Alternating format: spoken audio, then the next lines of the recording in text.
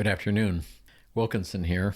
Today I'm with Robert Aerts, who is a marriage and family therapist. Say hi, Robert. Hi. So you're here and you drove over. Appreciate it. What do you want to talk about today? Well, I was thinking, being that May is the mental health month, I thought I would share my story on what led me to becoming a marriage and family therapist. Perfect. Dig in. Let's do it. All right. So my story begins, I came out at age 34. I was married at the time. We were married 7 years, together 10 years. We have a daughter together.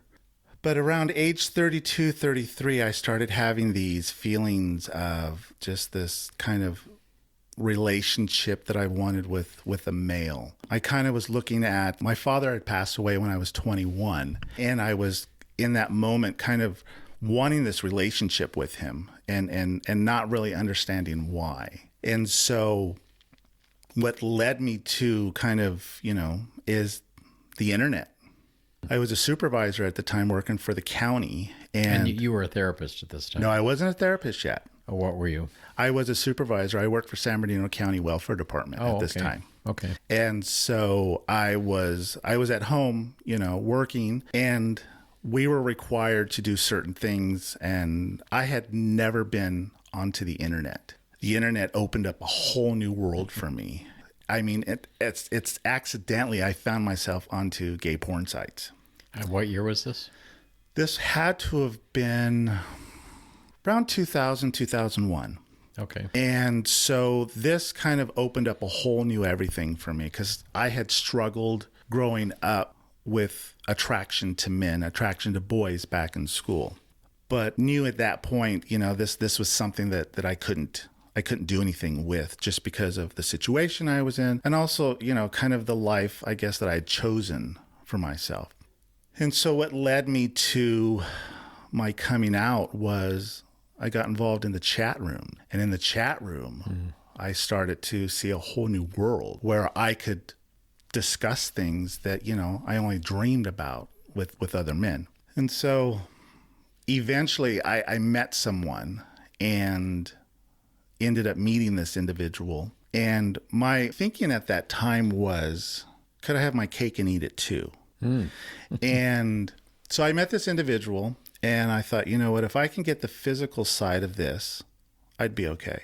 Without being emotionally involved. Right. So my thought was I could get my needs met sexually, continue my life, as a heterosexual male, and life would be good. Well, that didn't work out for me, because I ended up falling in love with this person. So that's what began, is that part. So at the time, I was secretly having this relationship, friendship with this individual. My wife at the time discovered my cell phone bill and the conversations I was having. So I was really at that point I had to come out. I had no choice. So back then it wasn't like unlimited everything. Oh, so no. She could tell. Oh, no. It was every single... You ran up the bill. Yeah. And I even remember walking in and seeing the phone bill sitting on the counter, and my thought was, God, that envelope is thick. And so, and the strange thing about it is she never opened the mail. I always opened the mail. But on this particular day, she had opened it, and all she saw was a list, pages of this person's phone number of, 3-minute text, 20-minute conversations. And then the bill at the time, now this was back in AT&T days. Right. The bill at that time was I think my bill was way over $300. So that was a lot back then. That was a lot. Yeah. And so here comes the questions of what is this about? And I knew at that point I could have lied. But I just said, hey, I met this person. We've been, chit-chatting, just looking for a friendship, and kind of left it at that. But she proceeded. She knew something was up. And so I, then felt the need to, okay, well, let me share just a little bit more with you. And so in that moment, I pretty much identified myself as bisexual. Said, I've had these thoughts, growing up as a young kid, and, I've met this individual, and it's just kind of, I'm attracted to him type thing. But in that moment, that wasn't something that she was comfortable with. And so she had asked that I go see a therapist. Now, had you had a physical relationship with a guy at this point? I had back in junior high and high school. No, with this guy. I'm talking Not with about, this guy. No, you had. no. So, and did she ask you if you had? Oh, yes. And so you could honestly say no. No, it's like we started out as friends. We used to meet at the gym. We would meet at the gym and, kind of work out together and just really started a friendship. But I found myself falling for this individual. And so in that moment, it was like, no, nothing physically had started. But I was having feelings for this individual. So did you go to the therapist? Yeah, so I went to the therapist. I called my health insurance at the time and kind of told him that it was an emergency. And so they took me in that particular day. Now, I'd never been to a therapist before for anything and had no idea what it meant, what was going to happen, just, I guess, kind of what you see on television type thing. So I went in, had my appointment, sat down with the therapist, and slowly started to tell my story in regards to kind of what I was attracted to as a young boy, into a teenager, now into an adult male. And I remember in those moments, obviously that first session was terrifying because, they tell us, hey, it's confidential. Anything you say in here stays in here. But, when you've carried a secret for so long, you're just like, I'm not too sure I want to share this with you just yet. So I saw this therapist for probably about 4 sessions, give or take. And did you say I'm gay, or was it a male that you were saying? It was a male. So did he say you're gay, or did you, or what? No. And so as I started to share with him, what was going on and who I met and my attractions and my desires, wasn't really labeled just then. I remember the therapist telling me, I'm not really familiar with this particular conversation that we're having, but I'm more than open to take the journey with you into, I guess, kind of a self-discovery. And so even in that moment, it wasn't like I'm here, I'm queer, type thing. Right. It was, this was now allowing me to kind of give these emotions a voice, these things that I had carried in a safe space. And so I remember leaving these sessions feeling like a weight had been taken off because I was able to tell this person who, had no interest in me personally, that I had this attraction to men, that I had been involved, sexually, back in my younger days type thing. And even that, I remember, it's like, this feels really good. This feels really good. So I think in that particular space, that started the ball rolling into kind of a self-discovery of, no, I am gay. I've always been gay. But you only went 4 sessions. 4 sessions. What stopped it? Well, this had to have been, let me see if I can remember. This is around August, September of 2002 when all of this was taking place. And so around October, November, I convinced my spouse at the time to allow this individual to be a part of our family. And so I kind of felt, all right, the cat's out of the bag, again, can I make this work? What did you mean by part of the family? If we have a barbecue on the weekend, can we invite him to come over and hang out with us? If we go, we were big river trip people. Hey, next year when we go to the summer, I'd like to invite him to go and just be a part of the family. And how did she respond to that? Oh, she wasn't having it. She went ahead with it, but she would also let me know that she was not comfortable with it. So she met him? Yes, she met him. On several occasions? Mm-hmm. Okay. I'd say the first family function we had was Thanksgiving. And your daughter was how old at this time? She had to have been, 6 or 7. But as far as your wife knew, it was just a friend, quote unquote, at this point? Yes. Okay. So after that particular moment, questions started getting a little bit heavier. I noticed that when he comes around, your demeanor changes. You're happier. Yeah. You have this different look in your face. I was doing everything I could to deny it, and but there was truth to it. And well, you were coming closer to your authentic self. Oh, yeah. So obviously that's going to have an effect on you. Yeah. You know, even to go back to, it's like, I didn't even realize. I knew that when we were together, I liked it. I felt good. You know, it was a different side of me.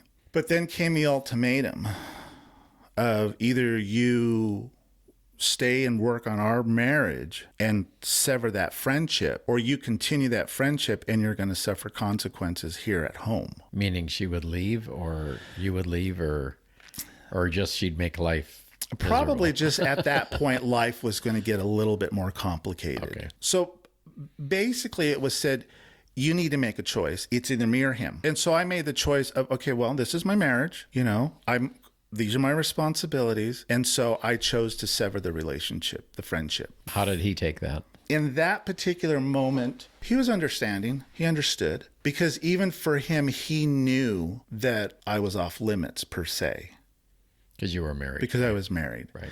And he was not, I assume. Right? No, he was not. Okay. And so amazingly, it was like, you know, he too was starting to establish feelings, which I didn't know.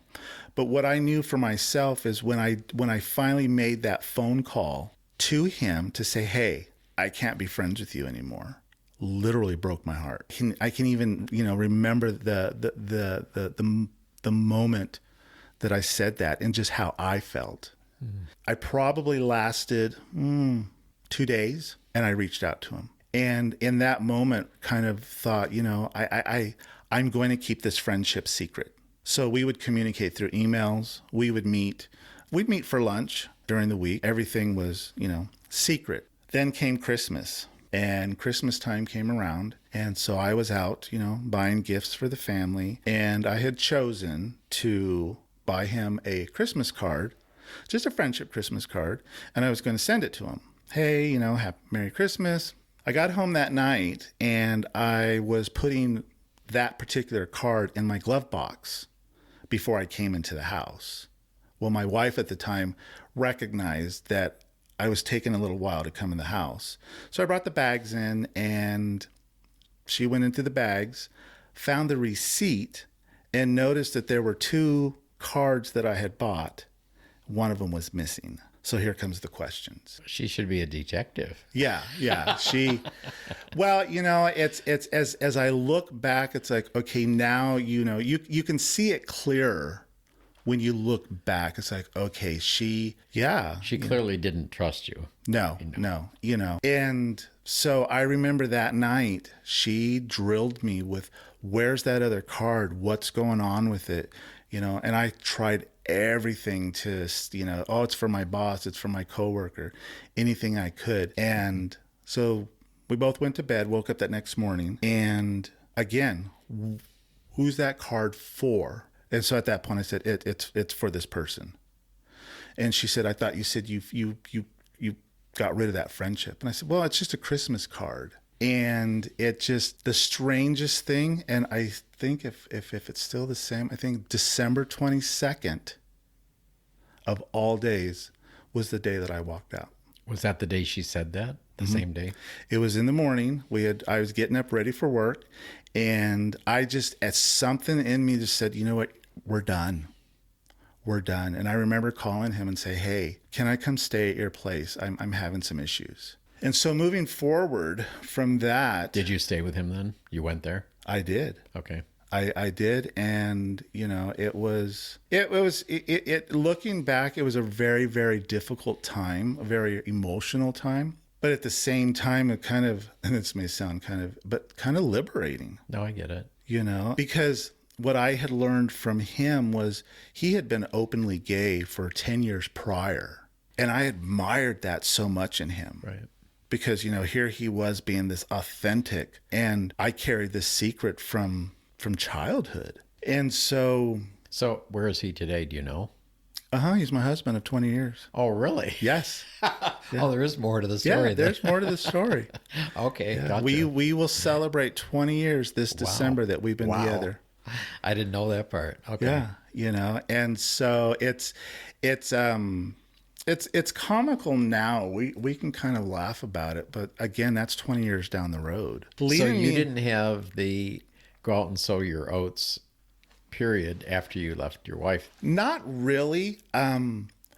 What I thought was, now that I have identified of I'm gay, I thought gay life meant I'm going to have casual sex with people. We're going to be an open relationship. We're going to go to parties.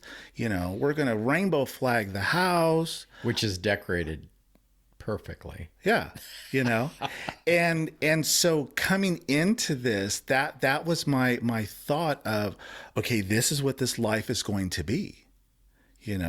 We're going to be this couple that, we get in the chat rooms and so even for me, I was thinking that this is how life is going to be. But later, I would probably say around the 6-month mark, we kind of had, a little falling out. Wasn't bad, but it was kind of, the honeymoon stage was over. And I was starting to feel a little let down in the sense of, see, for him, he had done all of that 10 years prior. Mm-hmm. I hadn't. And I was wanting to do that with him. But he was like, that's not who I am. I tried it. It wasn't comfortable. There's some bad thoughts about it. No, we're not doing that. And, even for me, it's like, okay, well, we kept moving forward.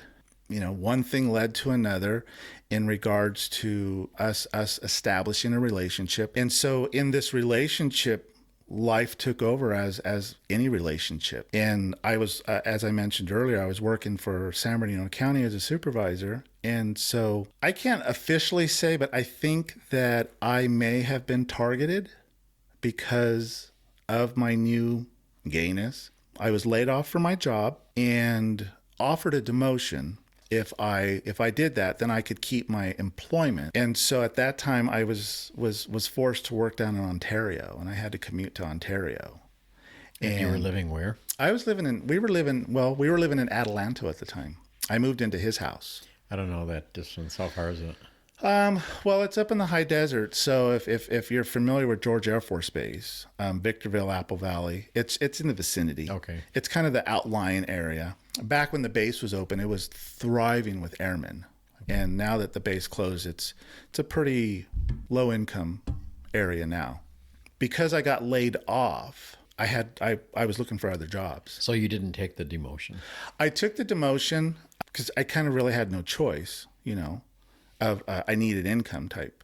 Well, what was the reason they gave for it? The reason that they had given me was that San Bernardino County was going through a furlough, and that they weren't going to choose anyone personally. They were just going to do random employee numbers, position numbers, as they called it. And of all people, my position number came up. And again, I can't honestly say, but there was a lot of other stuff that went on during that time, with coworkers and things along that line. And so I before the demotion, actually, I was looking for another job and attended a job fair and had seen a university. I thought, oh, maybe I'll apply for a job there. So I filled out their application. Well, I didn't know what I was doing. I actually filled out an application to join school. And so I thought, okay, well, you know what? Maybe this is a sign. This is something that I need to do. I was thinking to myself. What do you mean join school? Say that again? You mean to go to school? Yeah, to go back to school. Okay. To go back to school. Okay. As I thought about it, I thought, well, what am I going to do? When I kind of thought back to the therapy, because again, when I left there, the way that I felt good. I felt validated. It gave you hope. It did. It gave me hope because, again, someone, was understanding what I was telling them. And so in that moment, I thought, you know what? That's my place. I want to be the same person that person was for me, for others. I want to be able to provide that space for them to come in and let those secrets out and know that it's a safe space. One of the things that he had told me, I remember one of the sessions that we had gone into, my wife at the time had gone in with me, and she had asked him point blank, you need to tell him that he is not gay. He cannot be gay. And yeah. She's telling the therapist? She's telling the therapist, I need you to fix him. And the therapist said, you know what? That's not my role. My role is to help him understand, and he makes the choice. Right. But she probably didn't like that, right? Oh no, no. And I remember that the car ride home was a tense one because it was a lot of silence, mostly silent. And so for me, that was like, so I started, on that field of I want to be one of those people. I want to be someone who helps others. And so my journey began going back to school. Went back, got my bachelor's, immediately jumped into my master's program and finished my master's, got a master's in counseling and psychology, and started my work, And what year was that?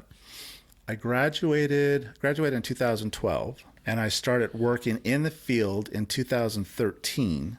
And at that time, I was working in the schools. So I was the title that they gave us was intervention specialist. But my role was a mental health therapist in the schools to provide support to the kids. I had kids come in that were dealing with, anxiety, trauma, sexuality, a lot of different things. And so I did that for 8 years. I worked with these kids. And someone had asked me once, how do you know when you've done a good job as a therapist? Because we used to call it planting seeds. So I'm going to plant these seeds within you, and you're going to take them later on down the road. Right. And so I remember thinking about the question. It's like, you know what? It was later that the community that I live in it's a pretty small community. I would see these kids out in public, and they would come up to me and say hi to me and ask me how I was doing. And that was the moment that I knew you made a difference. You made a difference in this kid's world because he's acknowledging you, type So thing. you were that guy that helped you to them. Yeah. And which now I'm currently working on opening my own private practice. So I'm no longer with that agency. And as I move forward, it's the sky's the limit. I've done some speaking engagements. Do this seminar where I have the audience come out. It's really interesting because I want people to understand what it feels like to come out. What do you mean you have the audience come out? How do you do that? So the exercise that I do is it's called the coming out stars. So everyone in the audience has a star. So I believe the star's got 5 points on it. So I go through this where I tell each person, okay, on point number 1, I want you to write the name of a loved one. Point number 2, I want you to write the name of a best friend. Point number 3, I want you to write the name of, if you're religious, if maybe your pastor or someone that you find that you really look up to. And then I forget what 4 and 5 are, but again, it's someone of importance into our life. Okay. Now the stars are colored: blue, purple, red, and yellow. So you can use any 4 colors. And so when we finish, when everyone has finished that, then I start talking about, okay, if you have a blue star, I want you to tear off the first point of the loved one. If you have a yellow star, I want you to do the same. If you have a purple star, it stays. The red star, it stays. And so we continue going through that. And so what you find at the end is it's usually the red star, but again, you can choose any color. So the blue stars, I would say something in sense of, okay, you are the one who your family has been supportive, your school has been supportive, you've received good support. So going along with, the different stars. So each star represents a different place in coming out. The last star, all the points are torn off. And so what that is supposed to kind of show the audience is if you are a red star, you represent the population of those who did not make it. These are the ones that become homeless. These are the ones that lose their family. These are the ones that even have committed suicide. And so again, it's to show the audience the power of what it's like to come out and what those of us who have come out, what we face or what we have faced. So the overall topic would be coming out, though, to the straight audience. Yeah. Okay, that's what I missed. Okay. Yeah. Okay. Yeah. So, it's fun to watch their faces. So, we stand up, I introduce myself and I tell them, what, today's everyone in the room, we're all coming out. We're all coming out of the closet. You can see the discomfort. Oh yeah. Probably because some of them are in the closet. Well, and I'm sure, I think I've heard that one in every three there's gay. So again, it's to put that message out there to really let others know the struggle. Right. Some people say, oh, well, it's easy. It's just, you just tell people, hey, I'm gay. Easier said than done. And so my work now is really wanting to embrace that community and let them know that they have someone, especially in my area, you have someone that understands. You have someone who's walked the walk. And so you see your demographic of who you want to reach as mostly the LGBT audience then? I do. There's another organization that I'm volunteered with. It's called Models of Pride. It takes place down in Los Angeles. It used to be sponsored by Toyota. I don't know if they're still doing that, but it's a huge conference for one day, and it's all directed towards LGBT. They have a youth side, and then they have a parent and a professional side. And so prior to pandemic, I think it was 2000, well, when did we go into pandemic? 20? Yep. So 19, I did a presentation at the college down in Los Angeles, and I did the coming out stars and letting, the professionals and the adults know kind of what this entails. So I don't know if it's just my way of thinking, you know what, I want to give back to what was given to me through mental health, because mental health is a pretty serious thing for many of us. And even trying to change that stigma of it. Right. So your clients over the years, since you've been doing this, what percentage were gay or lesbian? Oh, actually, a really small percent. Oh, really? A very small So you want to switch percent. over to that?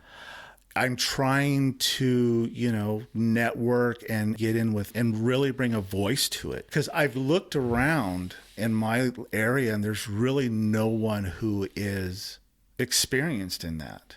The other thing I would like to do is I would even like to take it over to the parent side of it. And I give the example. So I was 34 when I came to terms, when I came to my, no, this is all the evidence shows. So for me, it took me 34 years, give or take, to come to a space where I'm like, I'm comfortable. I can be my authentic self. When I shared this with my mom didn't handle it very well. She'll deny it today, but we didn't talk for the first 2 weeks. She was very upset. And she, even in that moment, she kind of sided with my wife at the time. And so, you can imagine, well, I'm your son. You should take my side regardless by default. But in learning, so if it took me 34 years to get to a comfortable space, I can't expect my mom to be comfortable with it in the minute that I tell her the information. That's a good point. So even as I've worked with kids, they're like, hey, I came out to my family and my family is struggling with it. And so some of these kids are 16, 17 years old. So I've told them, I said, well, you've spent 17 years trying to, get up the courage to give that. We got to work with the family and let them, they have to catch up. So there's another part. It's like, I also want to be kind of a voice for them and let them know, hey, this is kind of a normal feeling of what you're going at, what you're experiencing. Right. Is, you think, oh, my kid at age 17 seems to be doing well. And then boom, here comes this. I don't know how to handle it. I don't have any resources. I don't have any skill set on what I'm supposed to feel, how I'm supposed to act, what I'm supposed to say. And so again, just trying to slowly get the word out there and let them know that, hey, someone is here who can help you through this. Well, I had a thought bouncing around in my head, so Okay. let me bounce this off you. We hear a lot in the news right now about don't say this, don't say that to students. Do you think there'll come a day? Let's pick on Florida for a minute. Okay. Because there's a lot of crazy going on down there. Do you think it'll come a day where a counselor or somebody in your position that you just left will have a problem even talking to these kids? It's possible just because of what's being said. So with that, it's like, if now it's like, well, you can't share that. And if you do, you're going to lose your position. You're going to lose your whatever. Yeah, so you probably wouldn't be able to say, maybe you can't now, but you couldn't say, yes, I know what that's like because here's my story. You couldn't say that to a kid. No, if in that particular moment, if obviously if it was, put across the board of you are not allowed to, then if I had a kid that came into my office I'm basically, deciding either I go through with this or am I bound to, this particular rule and I cannot share this. Which, and within that even, we can get into that big time. But even that just sends a message of, okay, this is wrong. Exactly. This is wrong. And it's what's the message that we're sending, So me as a 54-year-old marriage and family therapist can't tell you, my client, who I am and that I understand your story, what help am I going to be to you? Yeah, that's my point. Exactly. Because even in my sessions, and I let clients know from the get-go, I use self-disclosure. They tell us in school not to, but a lot of times it's like, I hear you, and here's why I hear you. I've walked the walk. Right. Now my story is different, but my story is familiar. We can find some commonality in there. What has been one of the most difficult things as far as when you've been doing the therapy? That's a hard one, because the thing that comes to my mind is working with children, working with kids, adolescents. Because in an adolescent mind, we're going through development. And so, we'll just say 15 years old. So 15 years old, obviously, I can speak from the male side. We've gone through puberty. We're going through puberty. We're starting to notice things different within our body. Sexuality is coming in. We're starting to have beliefs of, am I Christian? Am I not? Am I this? Am I that? I don't know. Because now I'm starting to understand things from a different perspective. But my parents are telling me, no, we are X, Y, and Z. And so when I would have kids coming in, I would have parents telling me, kind of like what my ex-wife said to the counselor, you need to fix him. And so even that, it's like, what, my kid, I've noticed, I'll just give an example. I went into my son's room the other day and I found gay porn mags in his room. You need to fix him. I can't. That's not my role. And so that's very frustrating in the sense of, I can't get that message to the parent of, what, your child is going through a development. They're going through exploration right now. It doesn't mean anything at this particular moment. And that's what I have found. And so even with that, so for right now, my clientele is 18 and up, because I just don't have, I guess, the capacity within me to, work with these individuals. And so, and that's another thing that I've learned as a therapist is, it's a heavy job. Even last night, I had 4 clients. One client got very, very upset with me and shut the session off. I had no idea why. And so it left the wound open. I had no choice but to go into my next session with an open wound. Wow. So, and that's for me as the therapist, because there was unresolved issue. We were right in the midst of talking about something, and then boom. So I can only imagine as the client. So again, it's like, there's unresolved. So it has its moments, but I can honestly tell you that I truly, truly enjoy the work that I do. Good. We're glad there are people like you to do that. So seeing it as it's Mental Health Awareness Month, what do you want people to be aware of? If you could name something, what is it? I mean, honestly, that it exists. Mental health is part of who we are. If we look back in generations, obviously, I can remember, even a quick little thing about myself. I grew up with a younger brother. We were 2 years apart. My younger brother was brain damaged. My younger brother lived in group homes because he was, in those days, he was mentally retarded. Right. And so I remember at that particular time, that was kind of frowned upon. They're sick individuals. Even when we look at cultures, we see it too. And so trying to let people know that this is a part of us. Our mental health is a part, just like our heart, our lungs, our mobility. We have to make sure that the mind is strong too. And there's sometimes it's like, what? I may need to go, and as I call it sometimes with my clients, you need a tune-up. Come in, bring whatever you're bringing. And I tell them, bring what you want.